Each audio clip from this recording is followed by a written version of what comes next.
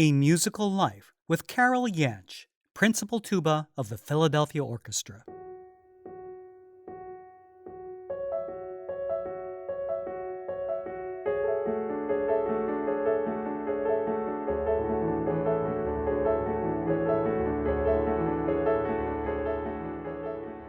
Carol Jantsch became the first female tuba player to win a major symphony orchestra position while she was still a senior attending the University of Michigan back in 2006. In addition to her duties as principal tuba of the Philadelphia Orchestra, Carol has been active as a tuba soloist, appearing in recital and in concerto settings with orchestras and ensembles around the world, and has now started her own tuba cover band called Tubular.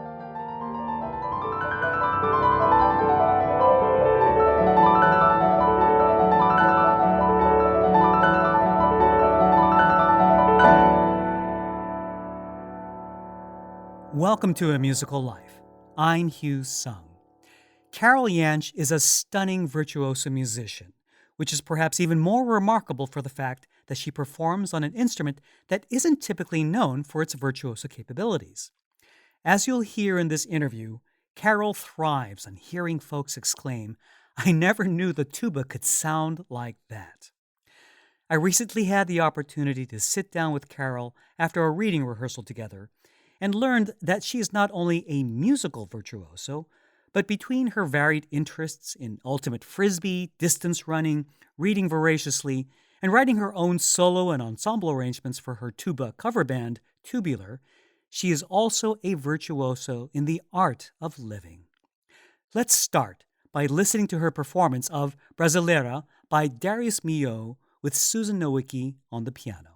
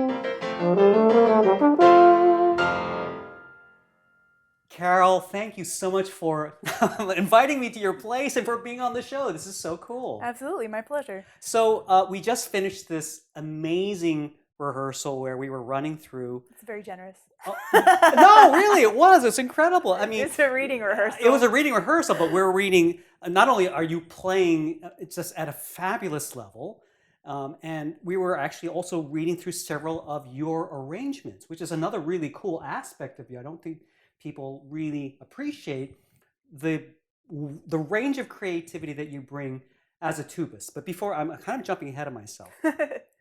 So, Carol, let's kind of start with what the tuba actually is. Okay, I think if it's a big instrument. True. Do you know roughly how much a tuba weighs? I mean, There's an enormous amount of variability in that because you have different shapes and sizes and thicknesses of metal. I didn't realize that. Okay. Yeah, and so I have like a smaller solo tuba and then like a Oh. bigger orchestral tuba. I think the smaller one's probably, I've never weighed it, but like I think it's closer to like 15 pounds and the orchestral Okay. maybe more like 20 or 25. It's not that much, but it's just awkward and cumbersome. Sure, and I noticed that normally you're seated in the orchestra Correct. when you're playing, but for our rehearsal, you were actually standing, and you had this really cool. How could I describe this? Kind of like okay, the nerd in me is going to come No, up. I want to hear it. It looked like this Klingon war Yes. belt with a, it's like, but with a belt clip. It's like, wow, Oh, she that's looks amazing. like Worf. Yeah, I've with heard this like shoulder slash thing, but it's like this waistband uh-huh. with a clip that you rested your tuba on. That was really cool. Yeah, I've heard like weightlifters belt and stuff yeah. it's a thick leather belt. I would say it's about 4 inches wide, and it goes at my hips, and I wear it like over my clothes, and it has this notch on it. It's kind of like in a parade, the color guard has a similar thing where there's just like a hook at the bottom of it, and they put the flag in there, so it rests in there. So the weight of the instrument is then on my hips, and then my torso is free to breathe. So I love standing. I love standing and playing. It is so liberating. After let's see, I got the tuba belt. We call it the tuba belt. I got it in 2012, and man, I had been playing tuba then for like 15 years, and so after 15 years of like sitting down stationary in a practice room, to be able to like look out the window while you're playing, which is this incredible thing. You're just like, oh my God, life is so much better now. Wow. And so I prefer performing like that. I think like especially playing a concerto, it like looks a lot better. And so I'll play like with like no chair, no stand, just me and the tuba looking at the audience. But does that also increase your lung capacity when you're standing? I think it's a more natural posture for the human body. The human body was not designed to sit on chairs; it was designed to stand. So I think like because you don't have that bend in at your waist, then I think it does a very nominal difference. But for me, I like it. So I've got a weird question. The belt itself is black and kind of warrior looking. Does that match with your concert gowns or concert dresses? Or do you have different colors available? What's funny is that the guy who makes them, and let me plug it real quick for him. Sure. His name is Luis Paunger. He's in Austria. He makes a tuba belt and an accordion belt. So if you just Google tuba belt, you'll find it. Okay. Is he the first only one entry. making them? As far as I know, yes, I've seen other straps that are like shoulder straps or like harnesses that go like backpack over your, like more like a saxophone strap. But they don't rest on your hips. But yeah, but those I tried them, and like it was just prohibitive for breathing. That like my left arm would go numb with the shoulder strap one, and like the horn moves when like my torso moves when I breathe, and then it's awkward. So.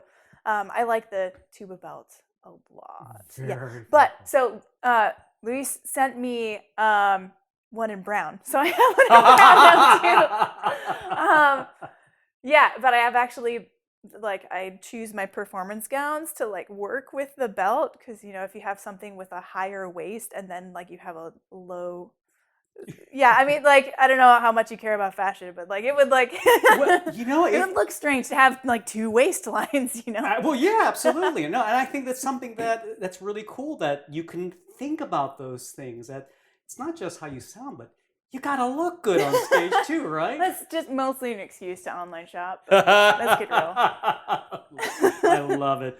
So the tuba as a solo instrument, it's not the first thing that comes to mind when I think of the tuba. I think for most people. What's the first thing that comes to mind when you think of the tuba? Okay, well, I'm going to be really, really. Please.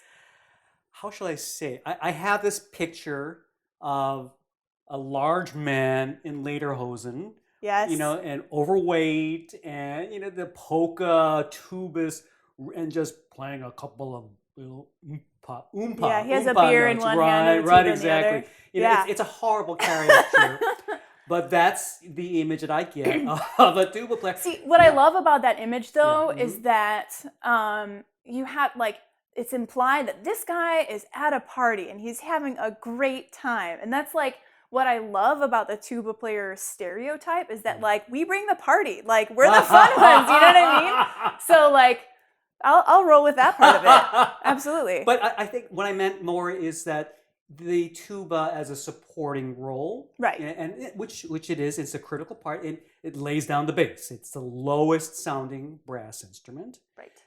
And the idea of the tuba as a solo instrument, it's presents logistical challenges. Yes. Logistical challenges, and it's also not the first thing I think most people think. And this is something that's just so exciting about what you do so exquisitely well. You play the tuba in such a way that, and I think you've heard this so many times from folks who say, I never imagined the tuba could do those things or sound that way. That's my favorite comment. Yeah. So I'd like to step back in time a little bit. And I know you've done several interviews where people have talked about why did you choose the tuba. I'd like to see if we can step back even further than that a little. So your parents, I understand your father is a physician and your mother was a singer, but tell us how they actually met. My parents met in the Cleveland Orchestra chorus. So your father is actually a singer as well. Yep. And not just singing in the bathroom or the shower kind of singer, to be good enough to sing in the Cleveland Symphony. Your father must be a very good singer. Yeah, he would tell you that. So that is really Sorry, Dad. So that's so romantic. It's so sweet. Yeah, and my parents actually moved to Philly a few years after me, and they've been singing in choirs around town. They're in the Mendelssohn Club now. That is very, very cool. So they sang the Christmas concert with us this year. Yeah. So your parents are singers, they're music lovers, and they have you. And you actually started. Yeah, my brother first. Oh, your brother first. Yeah. Okay, and then they had you. Because your brother's musical as well. Yeah, he's a jazz pianist. How cool! He plays a lot of guitar these days, but mostly children's songs. He's got 3 kids under 6. So. Oh, precious. So, but you also took piano lessons when you were 6, I understand, right? And we were having a really interesting chat as we finished up a rehearsal, and we've heard the nice version of why you selected the tuba. At least I've heard this from other interviews, but as we were finishing up a rehearsal, we had a really interesting and revealing chat. So I was wondering if you wouldn't mind sharing that again, the real reason why you were drawn to the tuba, as opposed to, say, staying with the piano, or maybe picking up the flute or the violin, or becoming a singer like your parents. Yeah, that's definitely the last thing I wanted to do. Which part? The something like your parents? So it's this like double-sided thing. Like, okay. So yeah, the thing that I've said in other interviews, which is the basic truth of it, is that I just wanted like a weird kid instrument. Like I didn't want a normal kid instrument, and so like euphonium fit the bill. Sorry, you're gonna hear my cat in the background. Oh, that's okay. I love it. It adds ambience.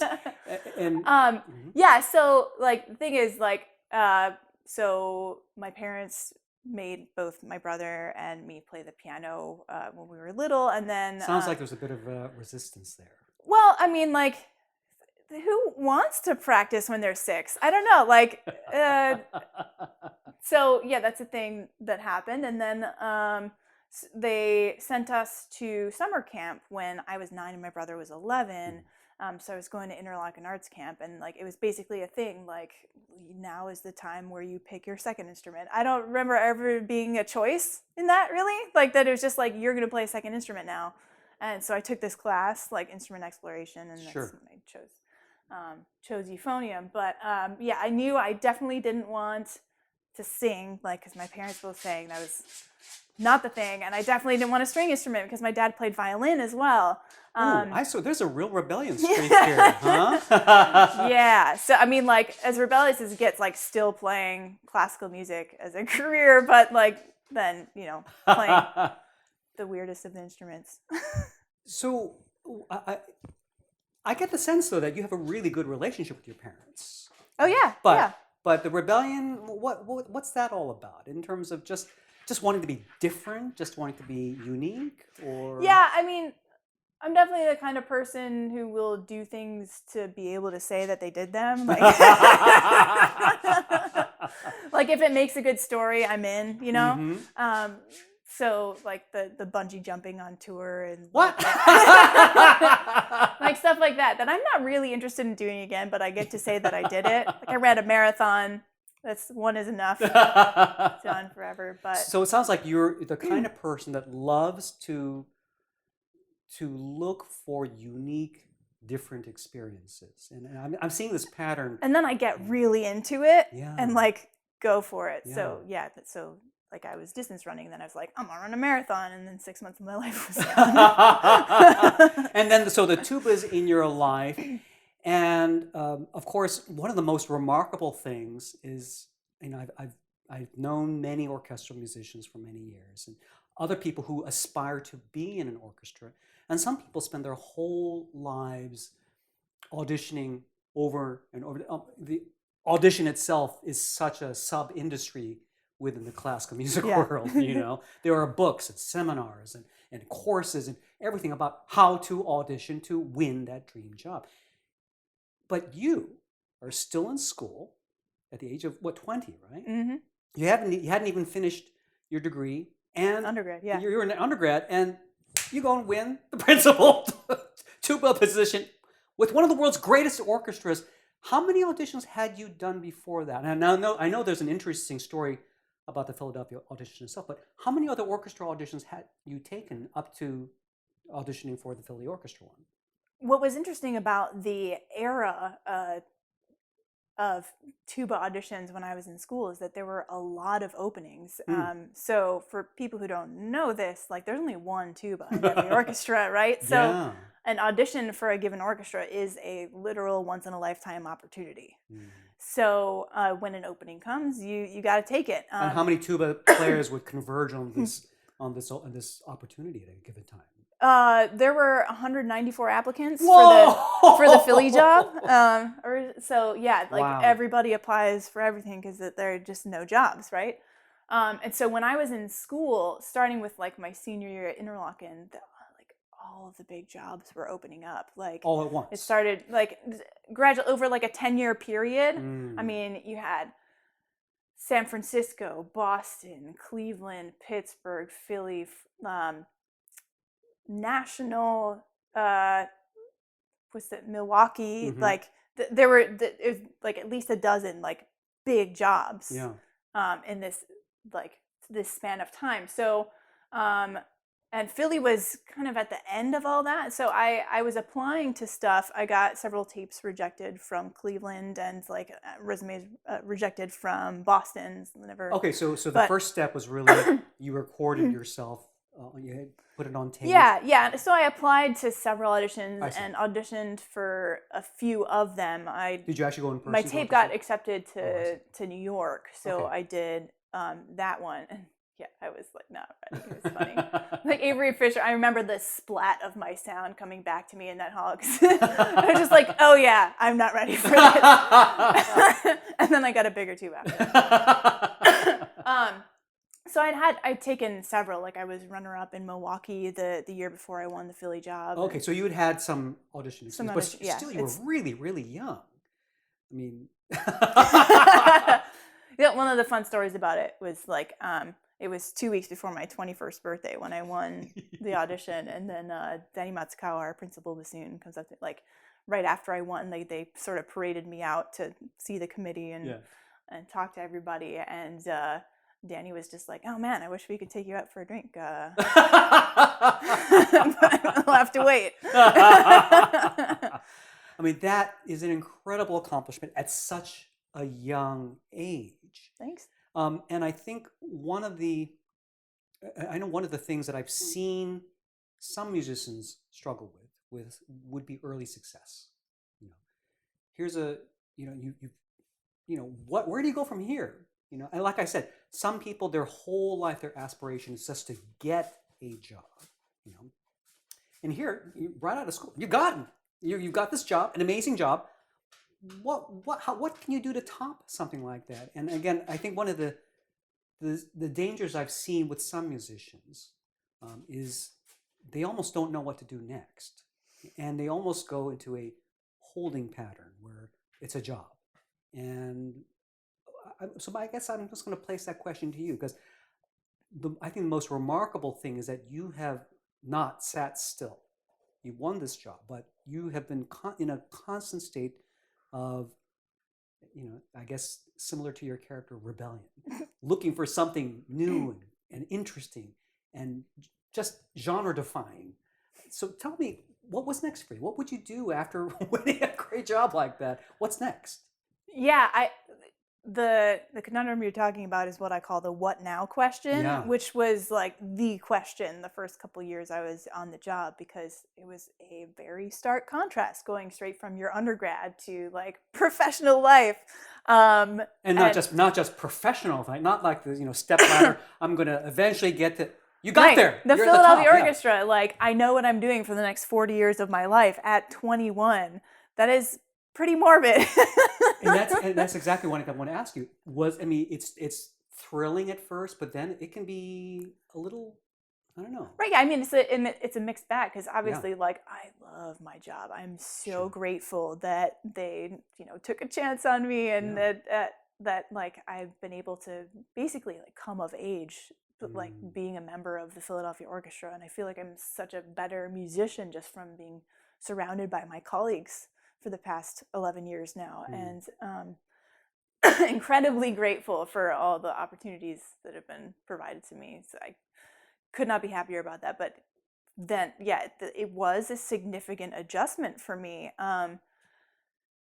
going from undergrad to this job, because there was no transition. Like you're saying, most people you'll start in a smaller orchestra and you'll do like an advanced degree, and you'll then you work your way up to a bigger orchestra, and but I was like, it's just socially, like, who do I hang out with now?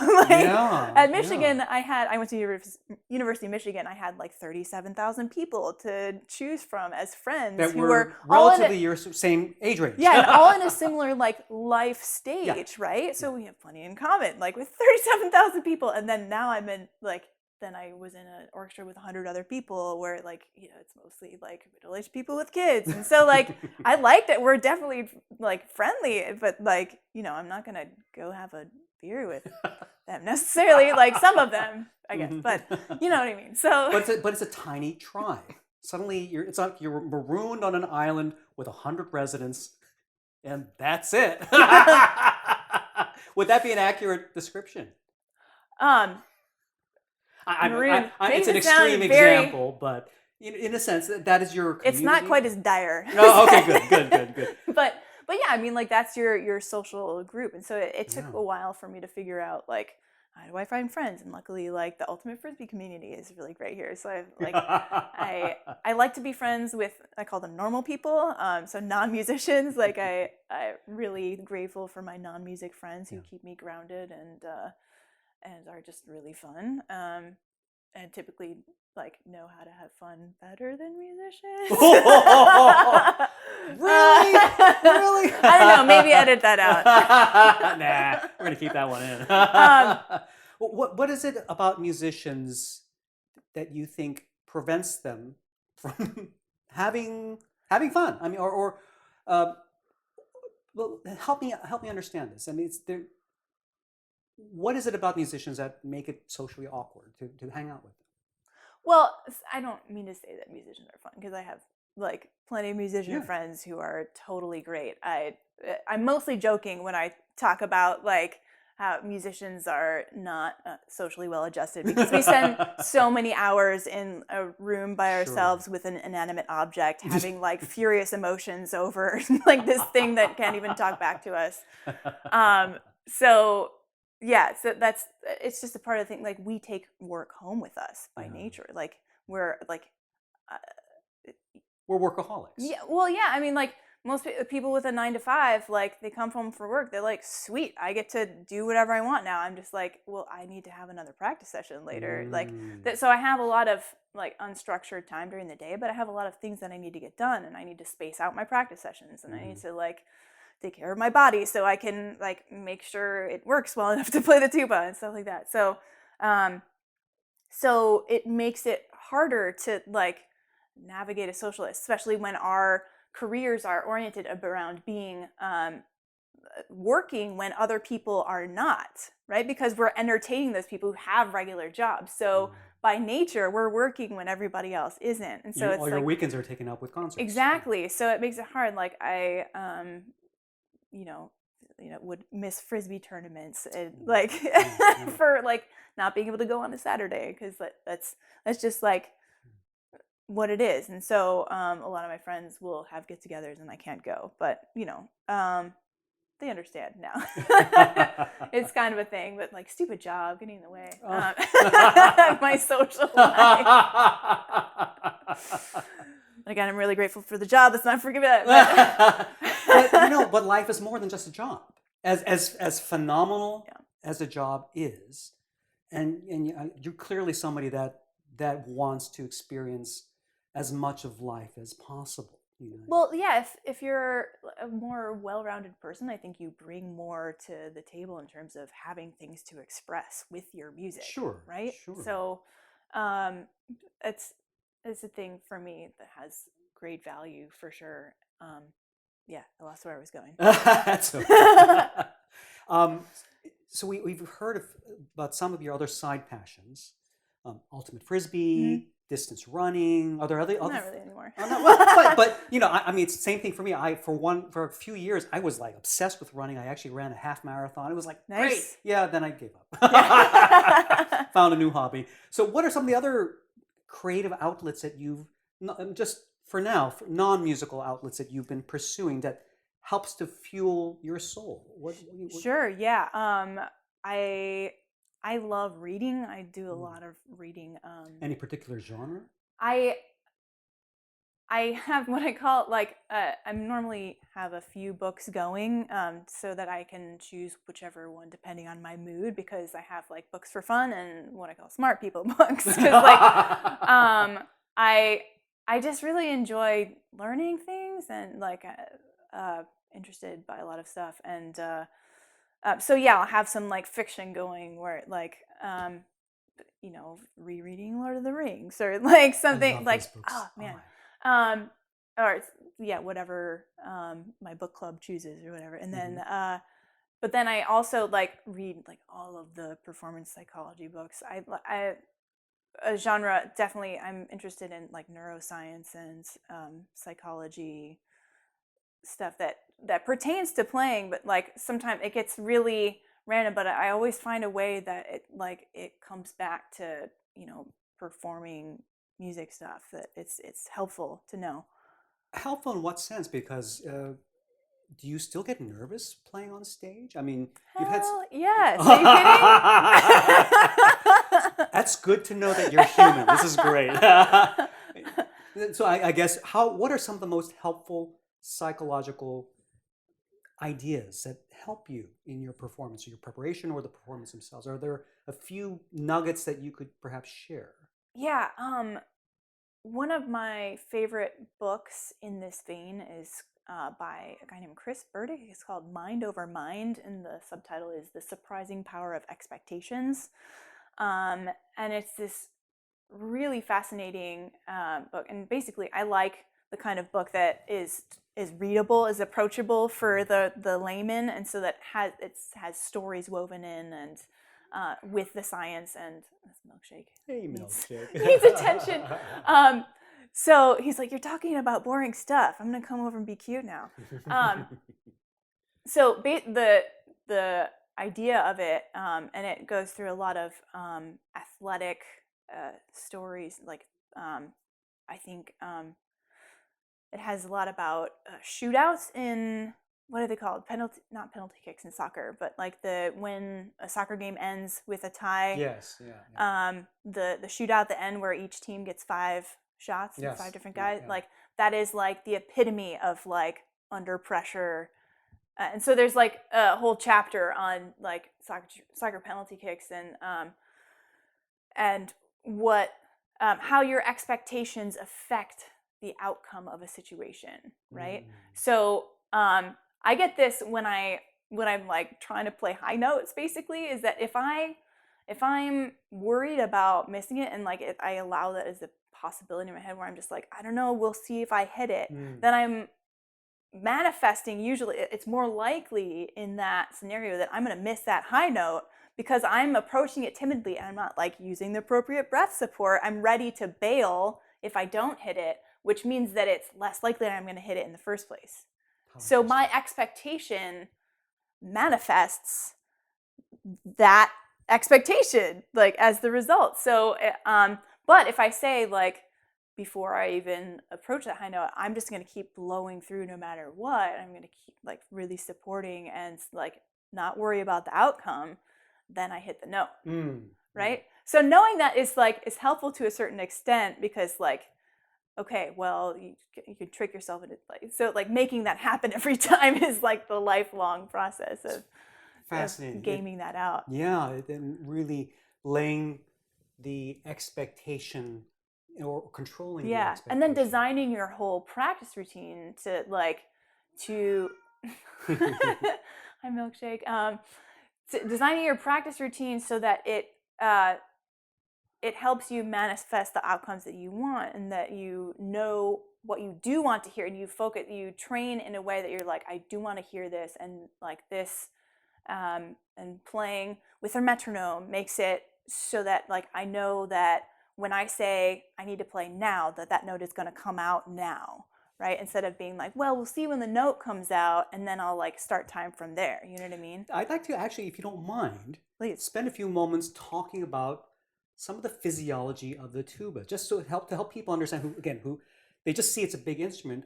I don't think they realize it is one of the most physically demanding instrument on multiple levels. Of course, it's heavy, which we were talking about the belt.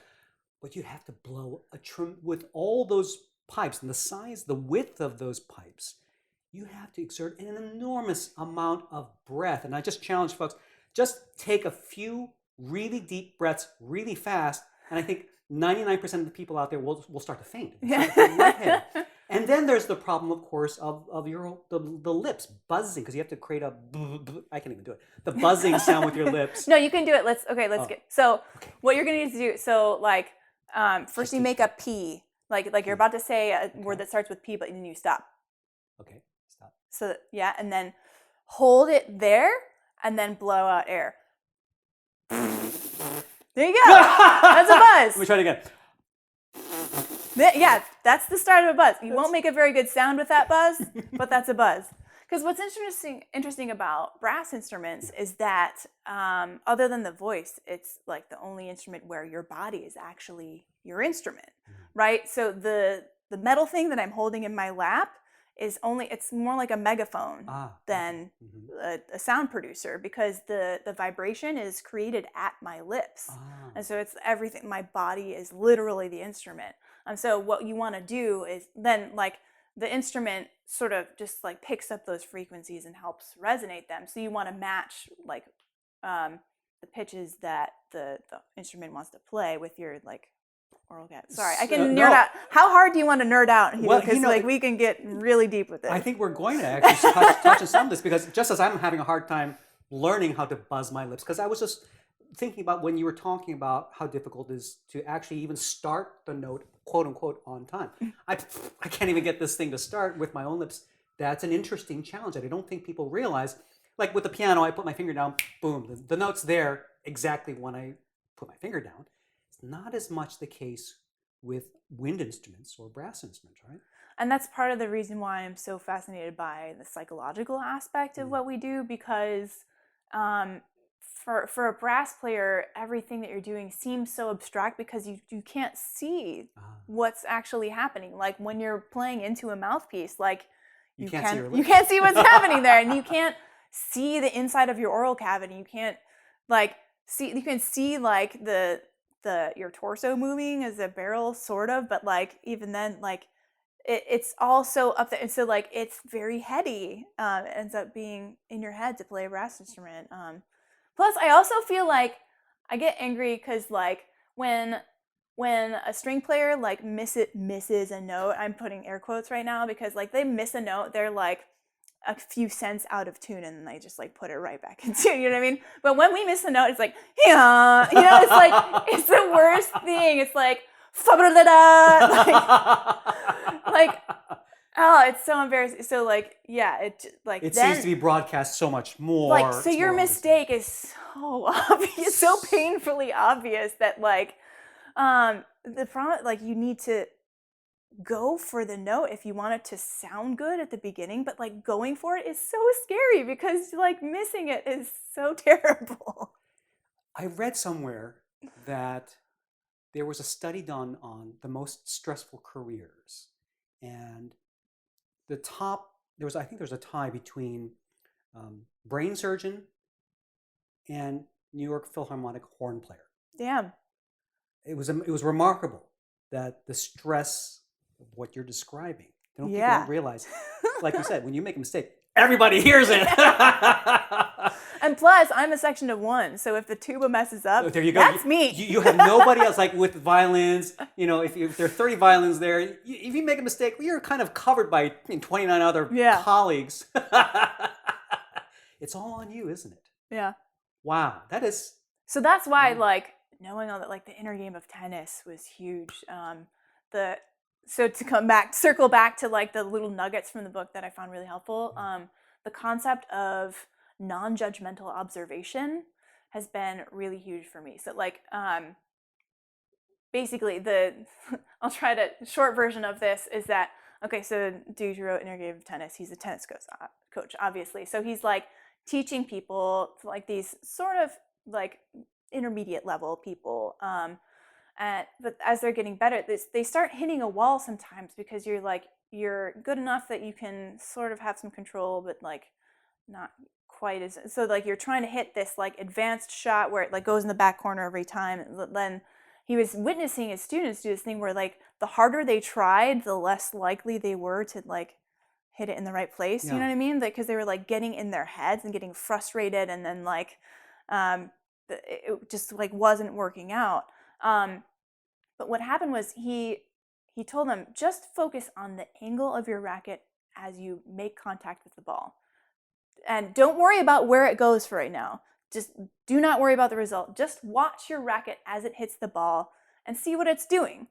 And it takes a while to like let go, because we're like, as humans, we want to control stuff, right? And like, and to just like, I want it to go in. But like, if you just say, okay, chill, watch the ball, and like after a while, like they would realize, oh, my racket's at a weird angle when I hit the ball. Why don't I go ahead and change that? And so like then they would hit it at the right angle, and boom, the ball starts going in time after time after time, because they got to this point where they could objectively evaluate what is actually happening and how can I fix, like, what is pertinent to what is happening that is, you know, affecting the goal. So being able to have the awareness of what's actually going on, and then make the adjustment there, is a lot more effective than like getting emotional about it and not actually like having objective factors to work with, getting right? upset at yourself. Or so like beating yourself up for missing a note. Because your ego gets in the way, man. Wow.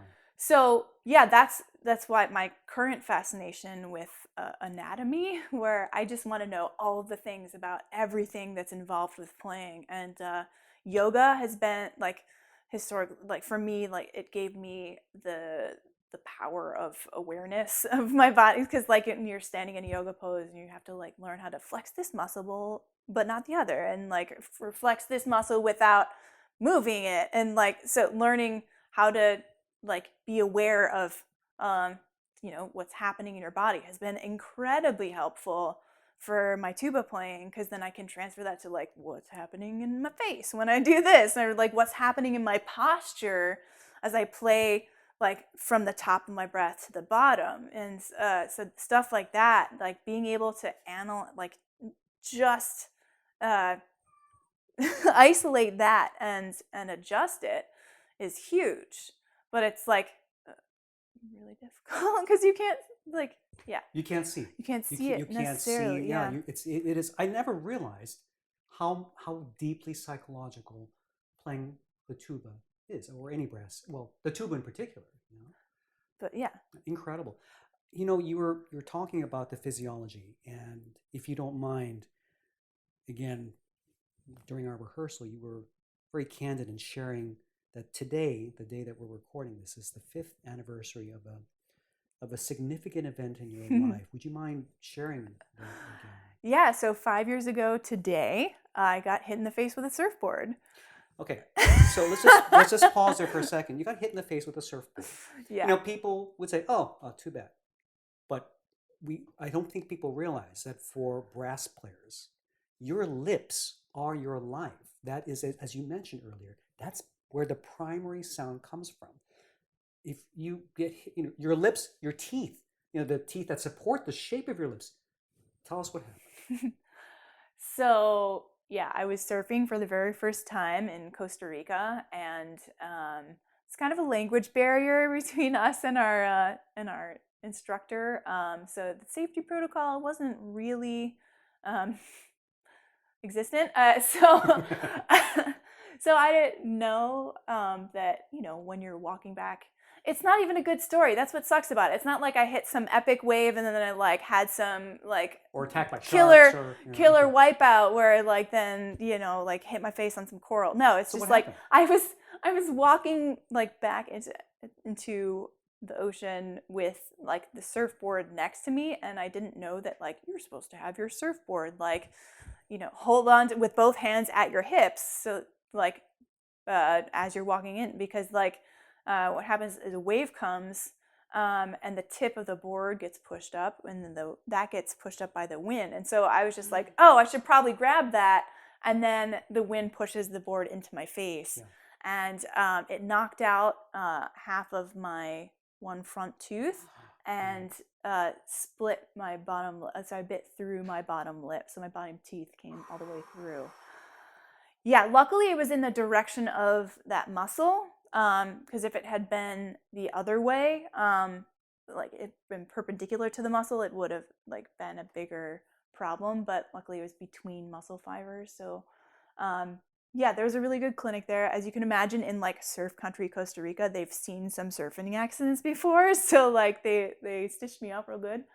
But this was a terrifying Yeah. moment for you. I mean, in a Yeah. sense, again, just almost innocuous event could have just ended Oh yeah, like your I'm walking career. out of the ocean and like I don't know what has happened really. I just know that my tooth is gone and there's a lot of blood in my hands. Yeah.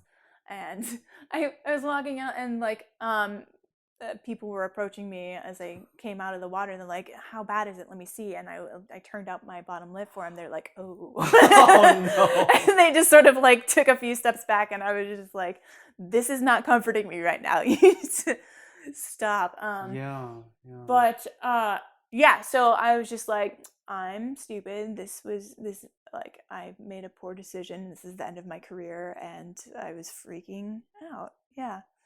I want to go back. I mean, of course, we're looking at this with hindsight, but at that moment, you were really, in a sense, were looking at the end of your life as you knew it, potentially. But yeah. What was going through your mind in terms of alternatives, possible alternatives? Were you thinking alternatives, or were you just focused on doing everything you could to get better? And what went through your mind in that terrifying moment? Um because it was sewn up so quickly, and I was on the phone with my dad, who's a doctor, like you said. Yeah. And he was very comforting, partially because I was like, you just need to say it's going to be okay. Like, I don't care what you actually think. Just tell me it's going to be fine. But he mentioned that like the inside of the mouth, the tissue there is some of the most quickly regenerating tissue in the body. And that it will heal like probably very quickly. And yeah, and I had him like, once I got back to town, I had him like checking it pretty frequently. So And they did. I never Yeah. considered like different life Okay. options. I just knew it was going to be difficult.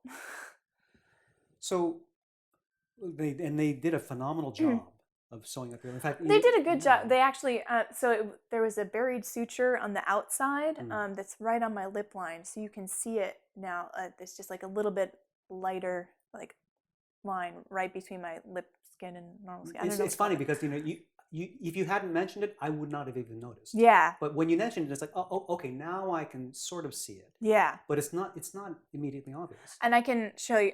I'll do this for you, so you can see. Yeah, I can see that. Yeah. Here, I just turned down my bottom lip for Hugh, and like you can see, especially after I've been playing for a while, because we just had a rehearsal. Like the scar tissue gets a little inflamed in that area. Obviously, you couldn't play immediately after that accident. How long did it take before you could even start playing again after that? I started. So there was. I didn't finish saying. So there's a buried suture outside and 6 stitches inside. And I started playing again maybe 2 weeks after the accident. Did you have to take time off of work? Yeah, I did. I think I only took like 3 or 4 weeks off playing. That's it. Yeah, because then like the week after that was like the week without a tuba part, and so I had just like one concerto on this program, so I was like, this should be fine. And I came back too early, but was it really painful? And because of the 6 sutures inside, though, that normally when like you have like stitches, she put them in that they would dissolve, eventually, and normally that's fine for normal people. But like I was, putting trauma to that area by like vibrating my lips, playing a brass instrument. And having the stitches in there still was incredibly irritating. So my dad ended up like digging out the stitches for me. Thank goodness you had your father. Yeah. So that helps accelerate the process because then it could finally like heal all the way. It was not super fun having my dad, like being in my parents' bathroom, have my dad with like the tweezers poking at my lips. I was like, don't mess it up, Dad. Don't make it worse. But yeah, so then I was playing, but it's taken a lot of energy over the last few years it's turned out to be a really good thing that I was forced to reevaluate my technique from like square one because of this. Basically, if you have like a lump of scar tissue in your lip that gets inflamed, then it just doesn't want to respond as well to the impetus for vibration that you're giving. So basically what that did for me is it made it harder to like start notes and harder to play high because like there's more pressure when you play higher notes. It was harder to play high because like this like lump makes it so that you like can't like basically you have to be as efficient as possible or else like it just doesn't want to speak like when you want it to, right? And I'm really stubborn and I want things to happen when I want them to, and especially since I used to be able to do this, I want to be able to do this. And so it made me confront all the inefficiencies in my technique, which there were a lot of, and I look at it as like the biggest blessing for my longevity of my career because like the fact that I had to address this stuff now means that like I'm going to be good. Like I'm finding over the past 5 years, I've been like on a mission to like really find a balanced, efficient technique that will serve me like throughout the, because it's like if you're just like forcing things and muscling things out and making them happen and like putting a lot of stress on this very small like overstressing your facial muscles that are very fragile in a way, like as opposed to like using more of your like larger system. Like you control the air from like the size of your torso. So like think of all the muscles in your torso that like have anything to do with changing the shape of your, that's a lot of muscles. Like let them do some of the work, and don't make like your orbicularis oris, the little ring muscle like around your lips, don't make that do all of the work, you know? So it's been really great. And I feel like my career is going to be longer, and I feel like I'm playing better now with better control. I know what I'm doing more. Like I can teach people, because I had to go through this. Like I can teach people what does an embouchure change like I have more sympathy for people coming back from injuries. Like it's kind of the best thing that ever happened to me. See, that's one of the things I found so remarkable, was that you could be grateful for Absolutely. that horrific accident. Yeah. but that you gained and grew so much from such a negative experience. Yeah. It's such a incredible life lesson that you're not only applying to yourself, but as you mentioned, to your students as well. I'm wondering if we can kind of go forward now, and you talking my cover band? Yes. I mean, so let's jump right into it. Okay. I'm so excited about the fact that you've got an awesome cover band. Tell us about Tubular. This is, actually, to be honest, the first time we were both performing at Andrew Clearfield's salon, I think somewhere last fall, and you were part of this, this amazing Philadelphia-based salon, and you were one of the acts.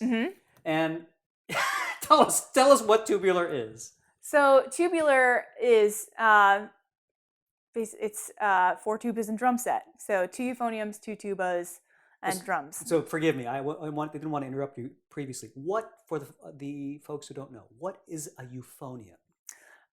Normally I describe euphonium as a baby tuba, but the euphonium players don't really like that. It helps our but listeners, it's essentially what it is. Let's be real. Okay. It's in the shape of a tuba, but the range of a trombone.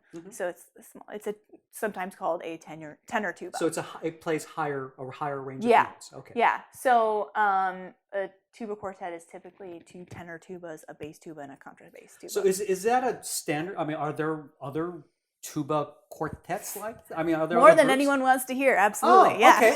So this is a thing. Yeah. There are lots of tuba quartets are a thing. This was my first tuba quartet that I ever heard. Yeah, only tuba players know about them because it's really easy to make them sound really bad. Because I've heard brass quartets, brass quintets, where you have trumpets, French horns, trombones, and a tuba. Right. But this is the first time we had 4 tubas. Yeah. So why? So I really like playing chamber music, but I play the tuba. And is there not a lot of chamber music that includes? Basically it's like a brass quintet. It's kind of like the thing. And it sounds like that wasn't enough. Well, yeah, and it just wasn't happening for me a lot in town for one reason or another. And throughout my career, if there's something I want to do, I make it happen, right? So if I want to play the Cacciatorian Violin Concerto on the tuba, I'm going to make it work. You know what I mean? And that's the piece that you actually arranged yourself and sent to the Philadelphia Orchestra as part of your... Again, you're very generous calling me an arranger of things that I merely read down 2 octaves, but that's still amazing. But so let's get this. But with Tubular, you're actually writing really complex, fun arrangements of things like Bohemian Rhapsody, and it sounds really good. Thanks.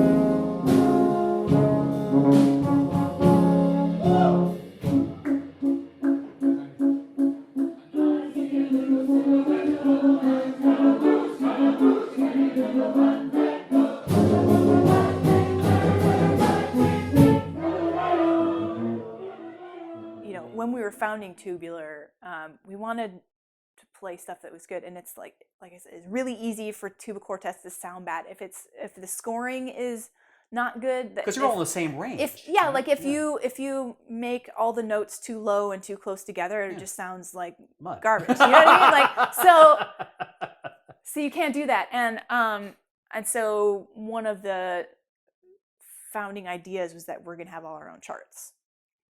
Right? Originally it was gonna be all of us writing, but then I ended up doing all of them. Which is fine because like now I get to decide. We play whatever I want, however I want it. Yeah. And it's turned into this super fun hobby of like, I'm like looking at these pop tunes and like, how do I get the essence of this song, like for whatever. I did a Led Zeppelin chart recently. So cool. How do I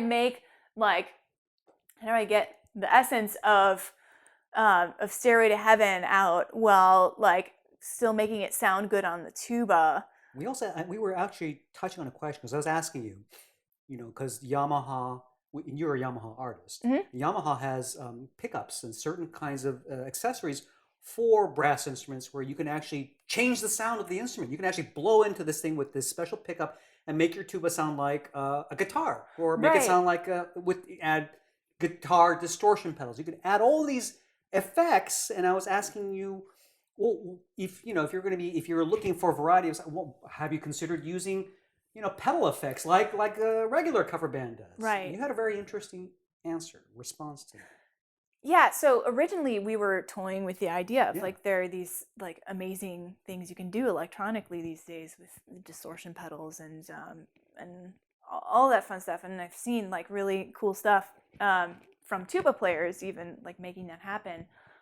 So we can have like make the euphonium sound like a guitar and then like make the tuba sound like keyboards, but then like why are we playing tubas at that point, right? So why don't we just like learn those instruments and like have a band? But so in the end, like as I was sort of hitting a roadblock a little bit when I first started arranging because I didn't know, like with all those possibilities still on the table, like how do you narrow it down? Like how do you decide what it's going to sound like when you could have all those like different kinds of sounds? And so at some point I said like, this is just going to be like strict chart where it's like, 2 euphoniums, 2 tubas and drum set and like, and just that. And so we'll like sing sometimes and, rap or whatever, but like but it's essentially an acoustic act. Exactly, yeah, acoustic. Like our instruments ourselves, whatever, like some extra percussion instruments, like the vibra slap for the cake medley, but which is very important for cake music. But yeah, so making it just an acoustic band. Well, obviously we're gonna have microphones, but like made it so that I finally could then start writing, because like having that narrow set of rules made me more creative within that to make it happen. Does that make sense? Creativity by constricting your options. Right. Restricting yourself on purpose to have more imagination. See, that's a fascinating concept. Some people would think you need more options, you need more toys to play with, but you actually find your creativity in being more limited. In that instance, yeah. Wow. Yeah. Wow. So it's really fun. Our next gig isn't until like April. We're playing at a tuba conference, and then on May 5th we're playing in Philly. But yeah, I'm just finishing up an 80s pop sing-along. Oh, that's gonna be so much fun. So that we're gonna have, at that point, our 90s sing-alongs were very popular at our last gig, and so we're gonna have 80s sing-alongs as well. This will be a choose your own adventure, because we'll have 80s and like 80s rock and pop, and then 90s pop and alternative.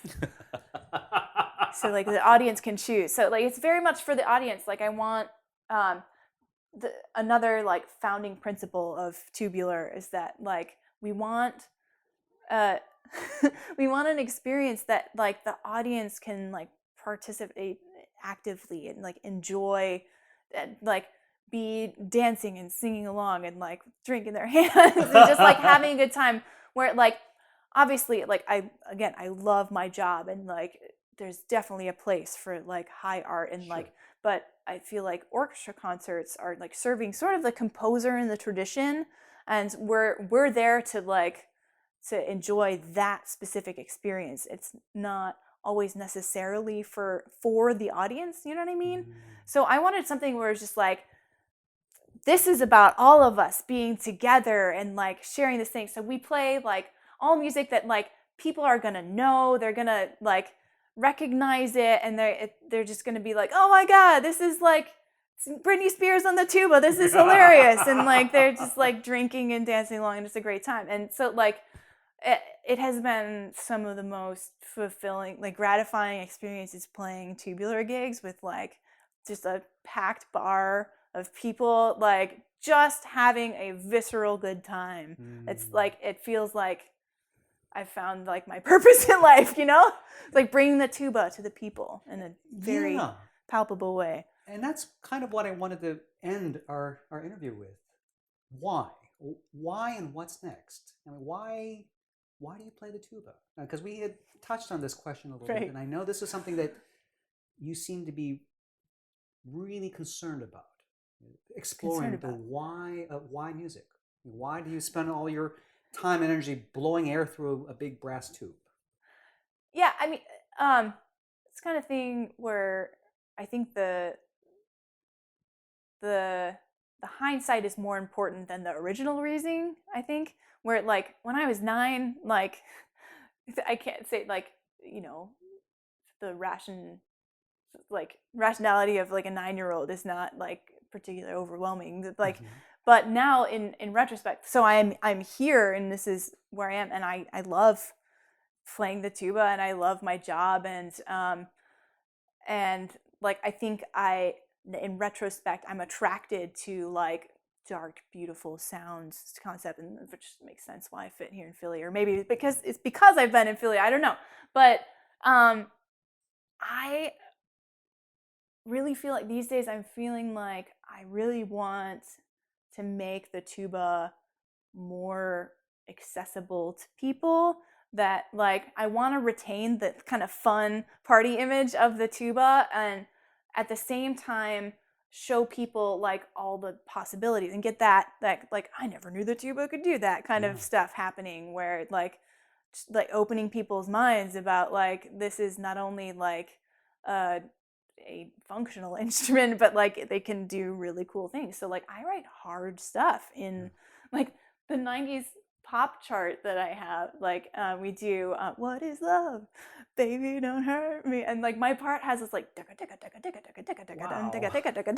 and I'm like jumping octaves and like 16th notes, and it's like, but because we can do, so I know what the tube is capable. I know what my friends are capable. I'm reading for specific people, and like I can write really hard stuff, and they make it sound great. So like, of course, like so, yeah, we're showing people that tuba can be impressive and fun, and yeah, creating different experiences for people. So like, tubular show is one thing, but I'm trying to get. Have you heard about these play-ins that the Philadelphia Orchestra is doing? I think Where so. it's like Suzuki style play-in, Yeah. where like you'll have everybody from all over town, like amateurs, students, professionals, and everybody just like gets together and plays stuff. So this is the thing. Like Tuba Christmas is a thing that's been happening for decades now, and it's really popular. In Philly, they had to split it into 2 sessions because they like had too many people. To like, it was like a fire code violation for the Kimmel Center stage. So we had like over 200 people doing it every year.